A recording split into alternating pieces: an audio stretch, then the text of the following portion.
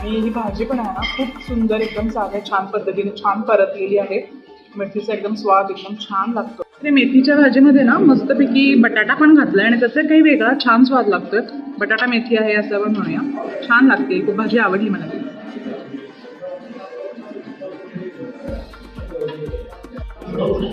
मी try करते बटाटा भाजी. बटाटे मस्त सॉफ्ट झाले आतमध्ये एकदम